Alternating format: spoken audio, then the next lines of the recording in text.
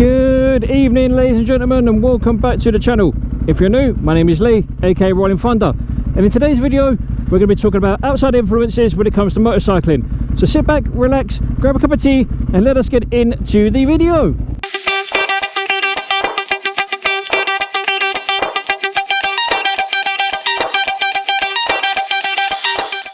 So ladies and gents, how are we all doing? I hope you're doing well. Now the object of today's video is basically a little bit of a social experiment to see what people think influences motorcyclists outside of the motorcycling community, i.e. things like social media,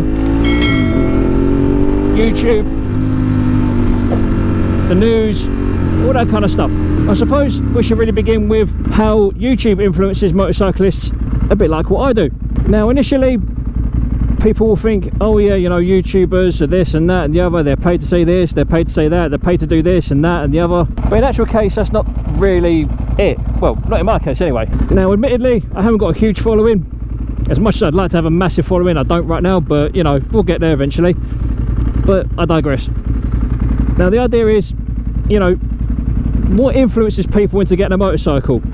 Is it their friends? Is it their family? Is it their work commitments? Is it social media? Is it peer pressure?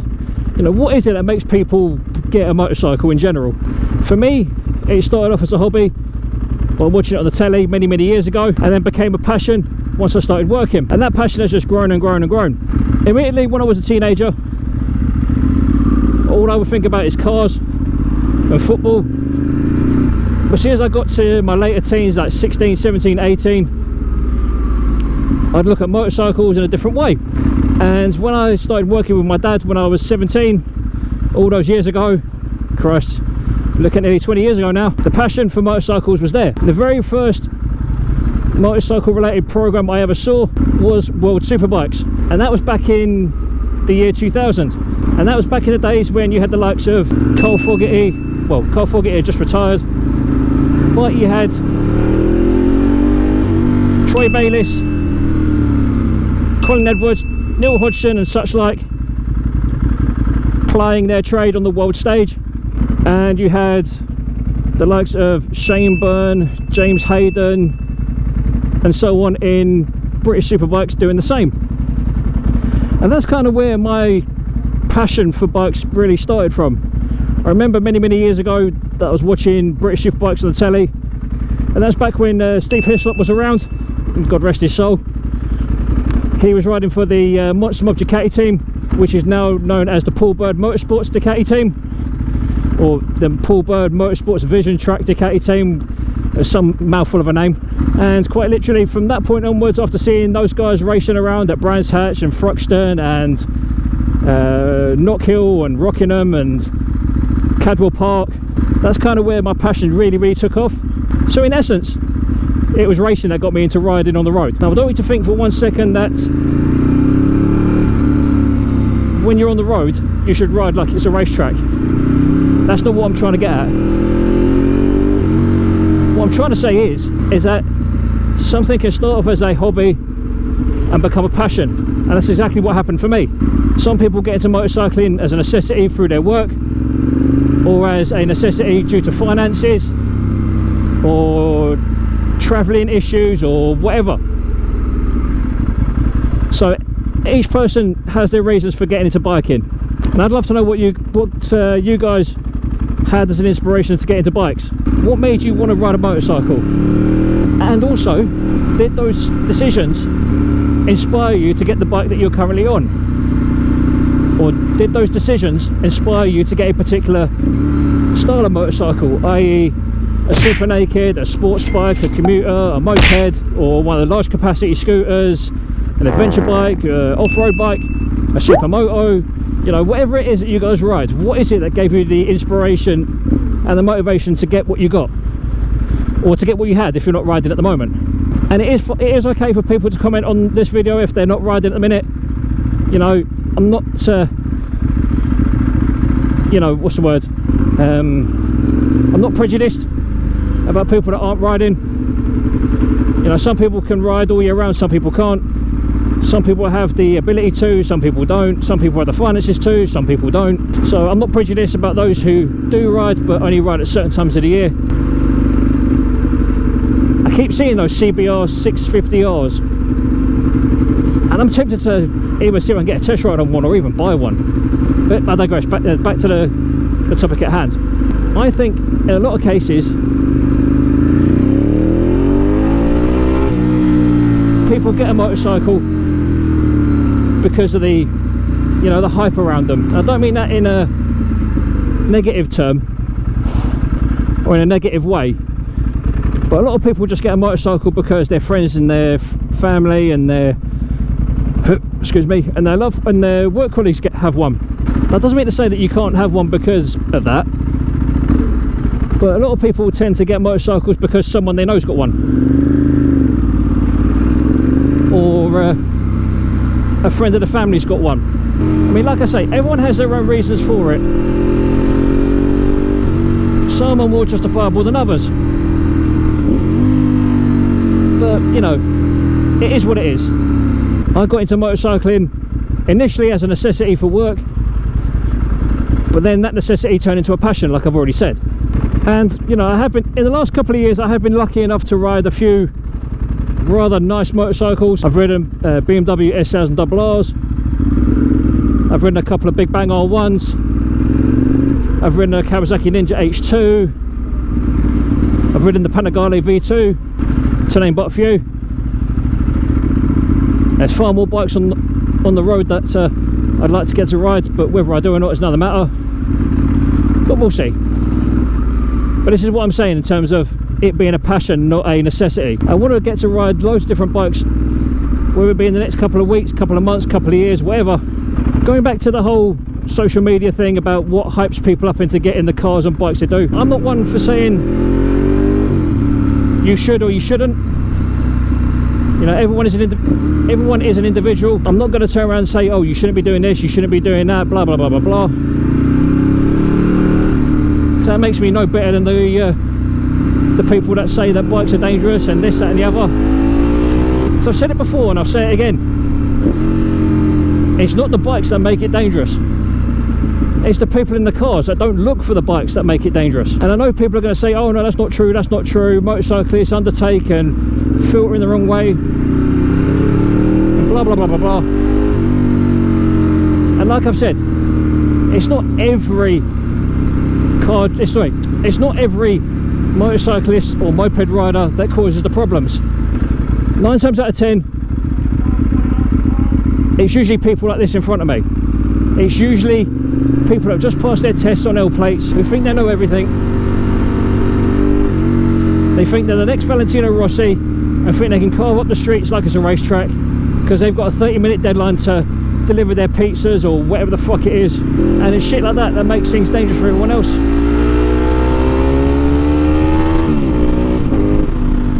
And that kind of thing ruins it for everyone else, if I'm honest. I mean, don't get me wrong, I know people have got jobs to do and they've got places to go and whatever else, I get that, I really do. But if you're going to do it in such a way that ends up ruining the commute for other people, or ends up ruining the ride for other people, then in all honesty, you're a cunt. For example, if I'm filtering like this, it's perfectly legal. You know, I'm well within the laws of the road to do what I've just done. But then you get, especially the couriers, you know, you get these absolute fucking nutcase couriers that ride around on L plates, like them two over there, for example. I'm not saying those two ride like nutcases, but they probably do. But the point I'm trying to make is that it's people like that that end up making it worse for everyone else. I mean, in the 17 years or so that I've been riding, I think I've been stopped for speeding twice, maybe 3 times. I think I've been caught by a bus lane camera probably twice as well. But that's about it.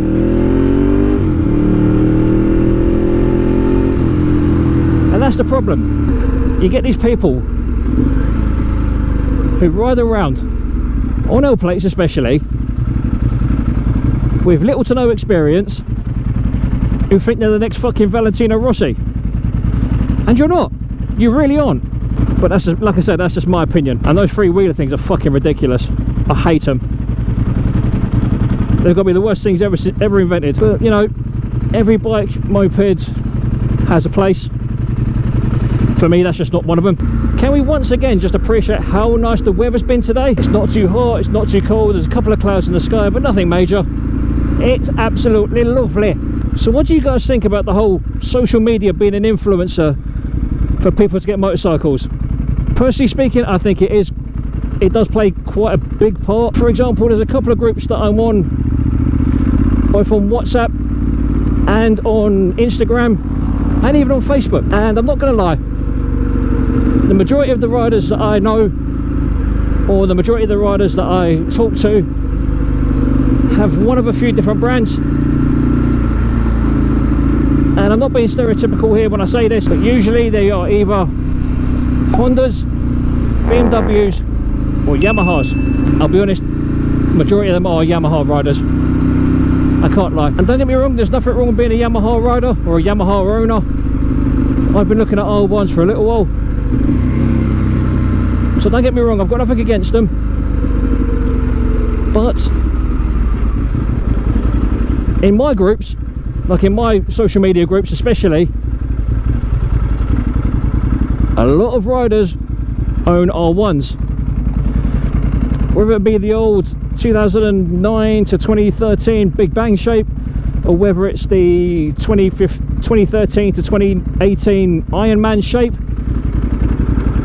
or even the newer variant of that shape of R1. I mean, don't get me wrong, the R1 is a proven machine. Do you know what I mean? It works in World Supers, it works in British Supers, it works in World and British Superstock as well. It's probably one of the most popular litre bikes on the market at the minute. But, and I say this very cautiously, but there is a massive caveat to it being so popular, and that is one of the most nicked 1000cc litre bikes on the market as well. And I dare say that probably one in every 8 bikes, I would say, that gets stolen is an R1. I mean, if that statistic is different, then by all means please feel free to tell me. But I'm just not necessarily throwing random statistics out there, but I'm just literally putting my 2 pence worth as to what I think the statistics are. But it's got to be like 1 in 6 and 1 in 8 bikes that are stolen are Yamahas of some description, whether they be R1s or R6s. I do truly believe that is the case. And if that is the case, then manufacturers really need to get on the case of putting better security on their bikes. But anyway, that is a video for another day. So for now, ladies and gents, if you like what you see and you want to see more, make sure to like the video, drop a comment. If you're not a subscriber, please consider subscribing. Give the video a thumbs up. It does help the channel out quite a bit with the old algorithm. And as always, ladies and gents, boys and girls, you have been awesome. I have been Lee, aka Rollin Thunder. So for now, look after yourselves, look after each other, stay safe on the roads, be aware of COVID-19, be healthy, be safe, look after each other, and as always, ladies and gentlemen, boys and girls, adios!